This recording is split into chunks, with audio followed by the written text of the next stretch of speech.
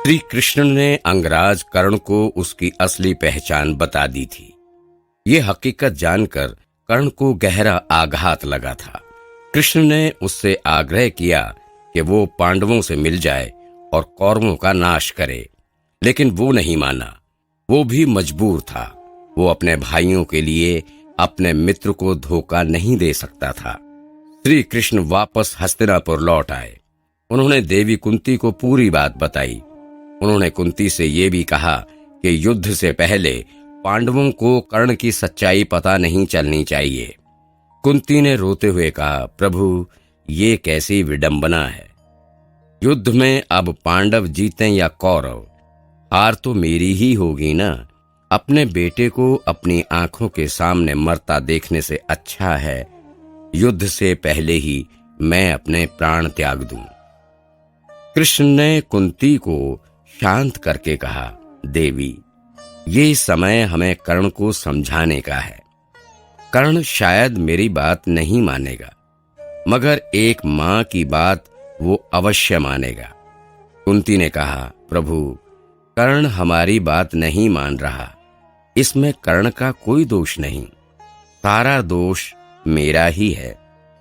अगर मैंने उस दिन महर्षि दुर्वासा के वरदान का प्रयोग ना किया होता तो शायद ये दिन नहीं देखना पड़ता। खैर, आपने कहा है तो मैं जरूर उसके पास जाऊंगी। कुंती ने सुना था कि सूर्य देव की पूजा के बाद जो भी व्यक्ति कर्ण से कुछ मांगता हो, कर्ण उसे अवश्य देता है। कुंती दूसरे दिन ही कर्ण से मिलने गई। सुबह का समय था। गंगा नदी के किनारे कर्ण अपने इष्ट देव सूर्य देव की पूजा संपन्न करके अपने महल लौट रहा था। तब उसने कुंती को उसका इंतजार करते हुए देखा। कुंती अपने राजमाता के पोशाक में नहीं, बल्कि एक सामान्य स्त्री के पोशाक में आई थी। कर्ण पहचान नहीं पाया कि वो स्त्री कुंती थी। उसने कुंती के पास जाकर कहा, देवी, क्या आप मेरा इंतजार कर रही थीं? कुंती से कुछ कहा नहीं गया। वो सिर्फ अपने बेटे को देखती रही। कर्ण ने कुंती को वहां एक पेड़ के पास बैठाया। कर्ण ने कहा, देवी, लगता है आप मुझसे कुछ मांगना चाहते हो।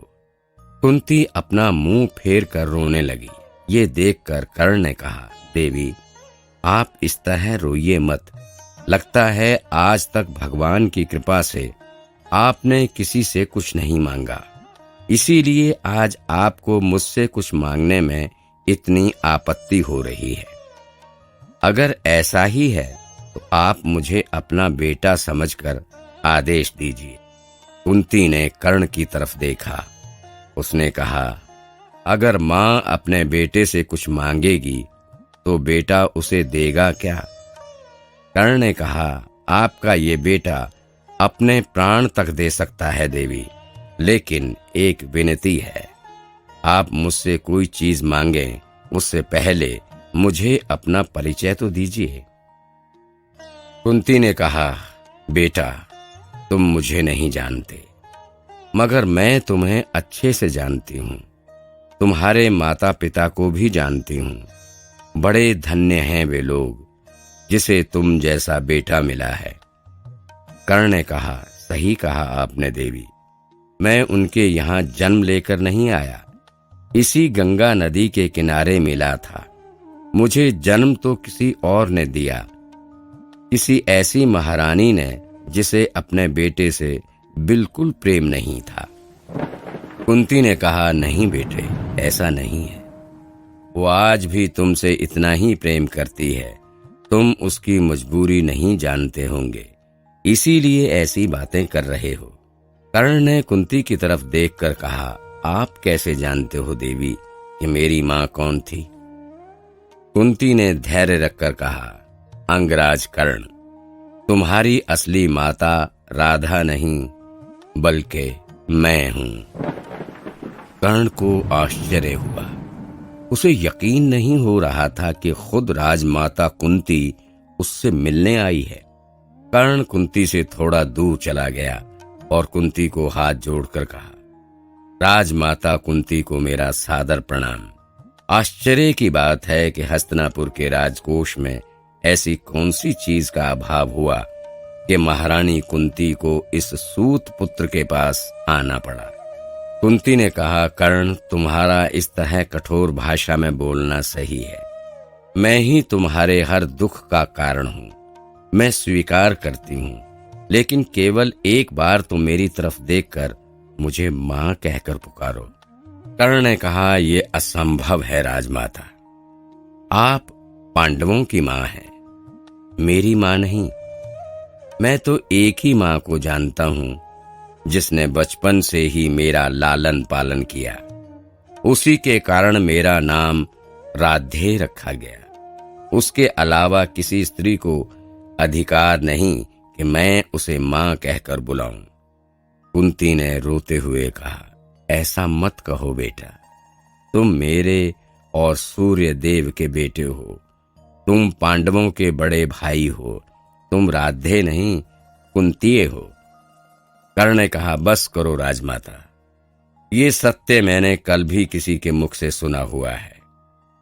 जितनी बार इस सत्य को सुनता हूं मेरे रोम रोम में चिंगारी लग जाती है। आप कृपया मुझे बेटा कहकर मत पुकारें और जो मांगने आए हो वो मांगिए और मुझे जाने की अनुमति दे दीजिए।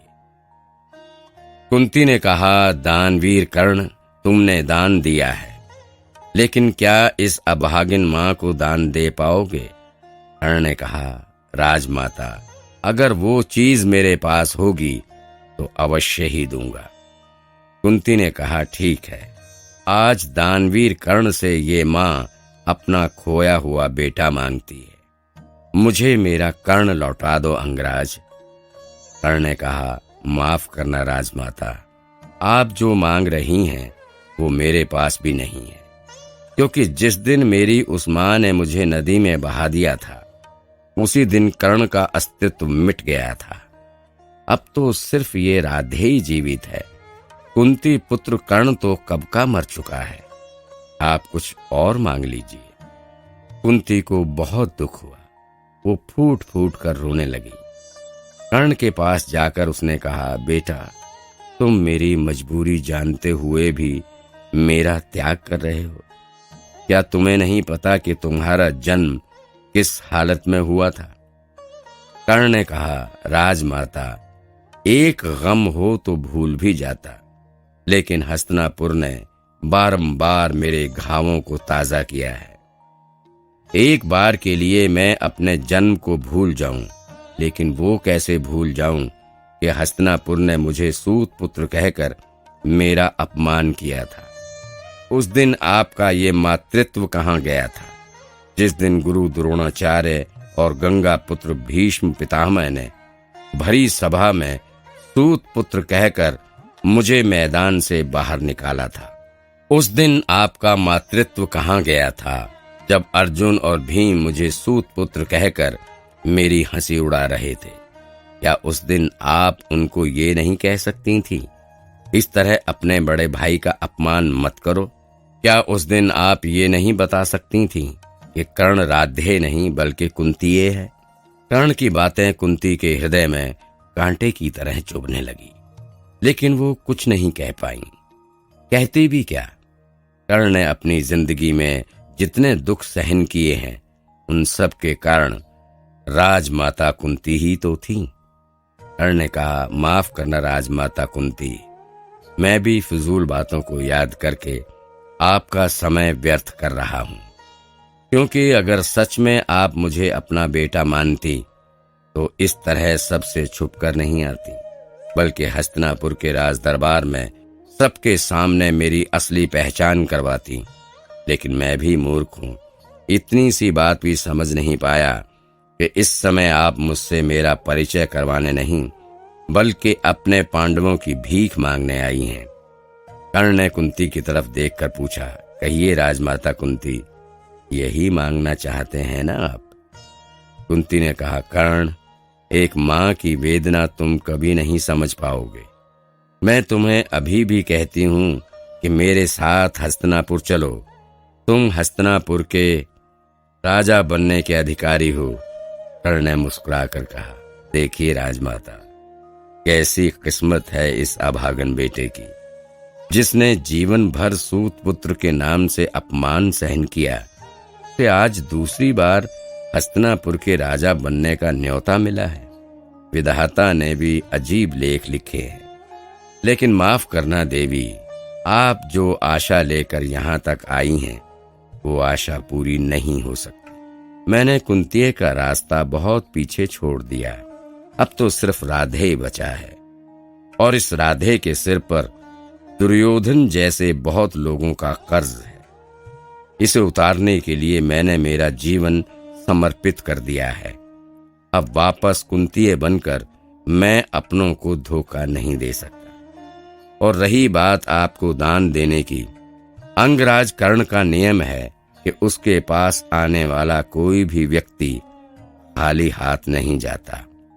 आपको आपका खोया हुआ बेटा तो दान में नहीं दे सकता, लेकिन एक वचन जरूर दे सकता हूं कि इस युद्ध में मैं अर्जुन के अलावा किसी पांडव पर जानलेवा प्रहार नहीं करूंगा।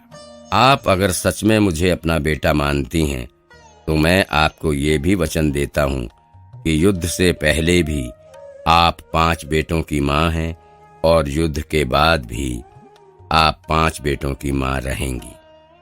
फिर उस 5 की सूची में मैं रहूंगा या अर्जुन, इसका फैसला रणभूमि पर होगा। मुझे जाने की अनुमति दीजिए। इतना कहकर कर्ण वहां से चला गया। वो हैरान हो गया था कि युद्ध का ऐलान होने के बाद ही क्यों उसकी असली पहचान बताई गई। अब तो कर्ण बिल्कुल निहत्था हो चुका था, क्योंकि एक तरफ शत्रु को अपना भाई बताकर उसे कमजोर कर दिया, और दूसरी तरफ इंद्र ने उसका कवच उससे मांग लिया। जी हां, आपने सही सुना, इंद्रदेव ने कर्ण के कवच कुंडल को दान में मांग लिया था, लेकिन वे इसका उपयोग नहीं कर पाए। चलिए आपको इस कहानी का सारांश सुनाते हैं। दरअसल ये बात तब की है जब महाभारत के युद्ध की तैयारी हो रही थी। तब कर्ण को अपनी असली मां का भी पता नहीं था। उसके इष्ट देव एवं जन्मदाता सूर्य देव ने उसे पहले ही बता दिया था कि इंद्र उससे उसका कवच और कुंडल मांगने आएगा। सूर्य देव ने कर्ण को सलाह दी थी कि वो अपने कवच कुंडल को दान में ना दे, लेकिन दानवीर कर्ण को मनाना इतना आसान नहीं था। कर्ण ने सूर्य देव से कहा कि वो अपने दान देने की नीति से परहेज नहीं कर सकता। याचक जो भी दान मांगे वो बिना संकोच किए ही दे देना चाहिए। ये ही दानवीर का उत्तम लक्षण है। और आखिर वो दिन आ गया था जब सूर्य देव की ये आकाशवाणी सच हुई। सुबह का समय था। कर्ण अपनी सूर्य पूजा करके नदी से अपने महल लौट रहा था। उसी समय इंद्र ब्राह्मण का रूप लेकर कर्ण के पास गया। उसने ब्राह्मण का रूप इसलिए लिया ताकि कर्ण उसे पहचान ना पाए, लेकिन कर्ण को ऐसे परखना असंभव था। इंद्र ने ब्राह्मण के वेश में अंगराज कर्ण को प्रणाम किया। कर्ण ने कहा, प्रणाम ब्राह्मण देव, प्रतीत होता है कि आप मेरे पास कुछ दान मांगने आए हो। ब्राह्मण देव ने कहा, हाँ राजन, आप तो सभी याचक को दान देकर उनकी मदद करते हो, सोचा मुझे भी आप मदद कर सकोगे। अंगराज ने कहा, कहिए ब्राह्मण देव, मैं आपकी किस प्रकार सेवा कर सकता हूँ? आपको जो दान चाहिए, अगर वो मेरे बस की बात है तो अवश्य दूंगा। ब्राह्मण देव ने कहा, राजन, मुझे आपके ये कवच और कुंडल चाहिए। ये सुनकर कर्ण पहचान गया कि ये ब्राह्मण देव इंद्रदेव के अलावा और कोई नहीं हो सकता। लेकिन उसने कहा, ब्राह्मण देव, ये कवच और कुंडल तो इस अंगराज कर्ण के शरीर के अंग हैं। आप इसे ही क्यों मांगना चाहते हैं? इसके बदले कुछ और मांग लीजिए। ब्राह्मण देव ने कहा, नहीं राजन, मैंने सुना है कि ये कवच और कुंडल तुम्हें जन्म होने पर ही मिल गए थे। मैं भली भांति